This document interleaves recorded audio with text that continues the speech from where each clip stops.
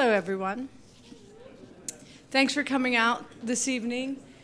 I've made a last-minute decision to do a very brief public service announcement on my own behalf. So I'm going to tell you a story here tonight. I also host, we try to do it monthly, a show of monologues, the Dick Monologues.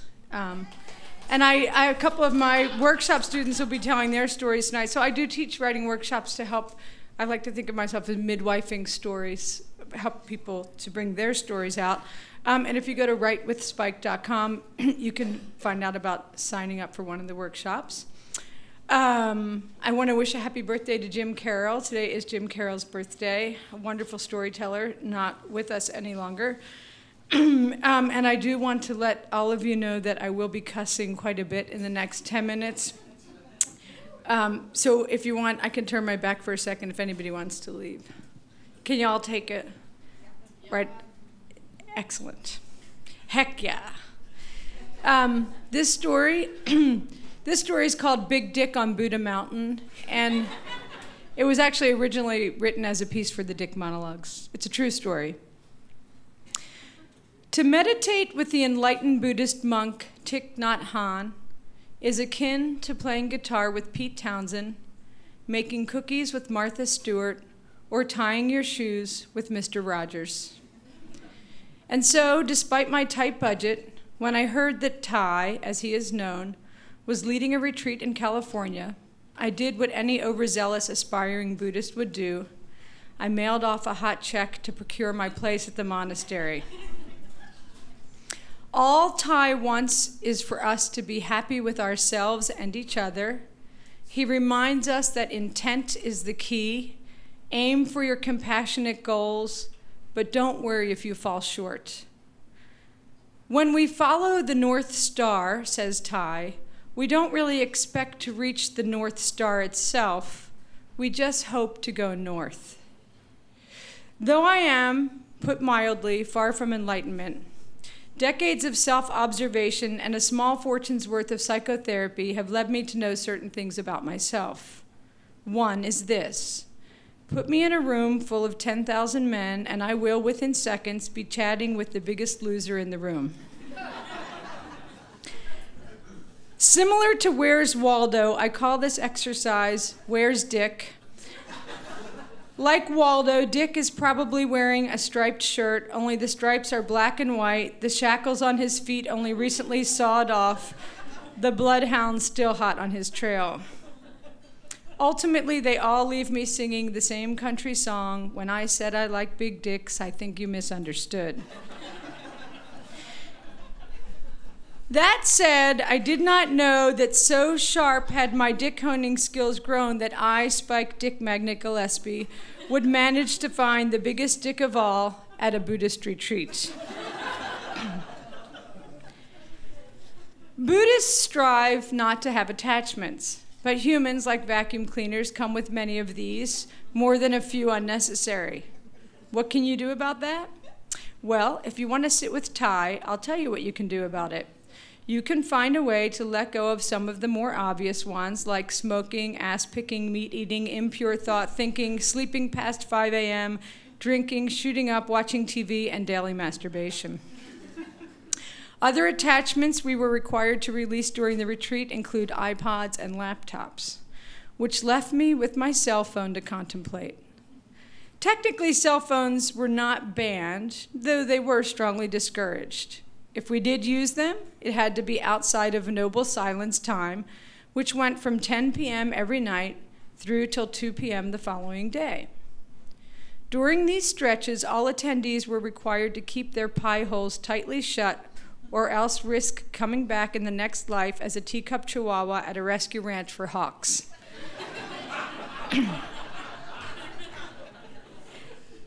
Pre-retreat, I toyed with leaving my phone at home. But soon enough, I was rationalizing. What if my son needed to reach me? Which was, I admit, code speak for, what if I can't live without talking to my man, Warren, for 5 consecutive days? I also had to factor in that I was leaving Warren on International Talk Like a Pirate Day. How could I not at least text him crucial messages like, Being apart is driving me nuts. And I can't wait for you to shiver me timbers with your mighty plank, matey.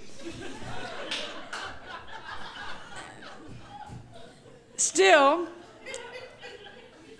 though I brought the phone, I swore to myself I would only use it to call Warren from airports, not from the monastery. And I maintained this vow for about 20 hours. And then, midway through day one, noble silence having ended with the conclusion of afternoon gruel consumption, I just had to tell him something extremely important, something that could not wait. So I texted him this urgent message: I can't wait to do you, baby. Thus began the exchange of porno texts from Buddhist camp.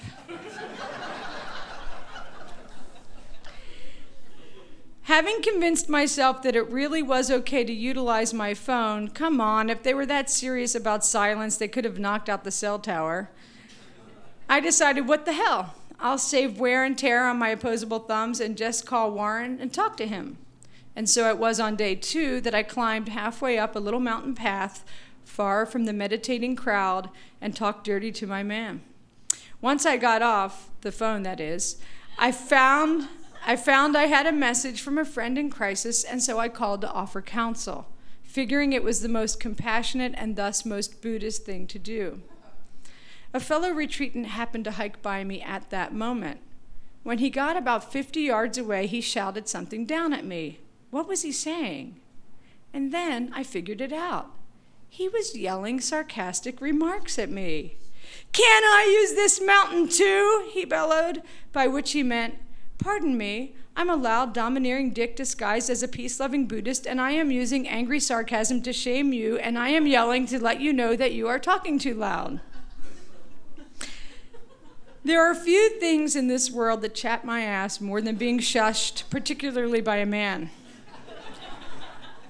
To say that I dislike being silenced is an understatement akin to saying that Stevie Nicks just, sort of liked the cocaine.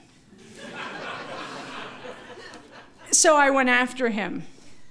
"Excuse me," I said when I found him on the edge of a cliff. "Are you the guy that just yelled at me?" "That's your perception," he hissed, launching into a sort of Zen Orwellian doublespeak that made Tim Robbins' character in High Fidelity seem highly lovable by comparison. "Do you want to know what I was doing?" I asked. "I was counseling a friend in crisis." "And now you're confronting me," he said, and he shushed me again. Oh, Buddha help me. That did it. I busted out my most angry line, given the fact that a huge statue of Buddha was watching over us. "You are making me very unhappy," I said. "Your unhappiness is an obstacle of your own creation," he replied smugly. I walked away. He came after me. "So you're just going to walk away?" "You never would have yelled at me if I were a man." "Not true," he said. "That's just your issue to work on." "No, my work is to rip off your head and shit down your lungs, asshole," I said, using my patented Irish Buddhism, which involves enlightening dicks by metaphorically punching them in the nose. Okay, I didn't really say that, but I wanted to. That night, I pointed out the dick to my friend, Kimmy.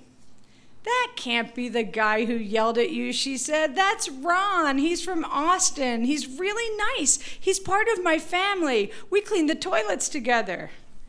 At Buddhist camp, you are assigned to groups, and your family gets to perform chores like moving mats or scrubbing pots, or in my case, the porta potties, a concept which, as an aside, let me say, amused my teenage son to no end, as he later asked, "You paid how much to go eat crappy food and scrub shit for 5 days?" The very next day, noble silence again having ended, and my porta potty duties about to commence, I decided it would be another perfect opportunity to talk dirty to Warren. The porta potties were way off in a corner of a parking lot, out of everyone's earshot. Ron could kiss my ass. I was going to get me a phonegasm. I brought a chair with me to maximize comfort. I wrapped up in my hand-knitted recycled Tibetan silk meditation shawl. I settled in and got ready to make the call. Along wandered Kimmy. "I thought you were cleaning the porta potty," she said. "I came to take pictures of you in action." And then, from nowhere, he appeared. Ron, Mr. Go Yell It on the Mountain. Yes, in a camp filled with 1,000 meditators, with me far off next to a toilet on the perimeter of the property, my dick radar was so strong it pulled him to me.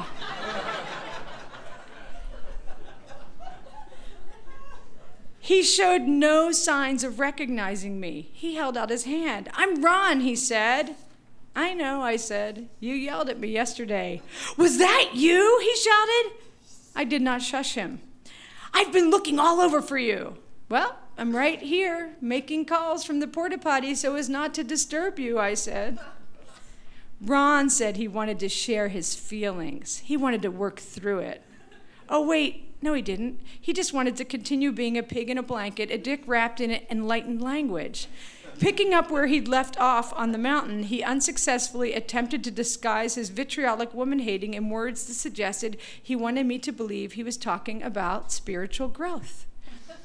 When he was done, I thanked him for explaining, and then, in equally carefully selected words, I ripped him another new asshole.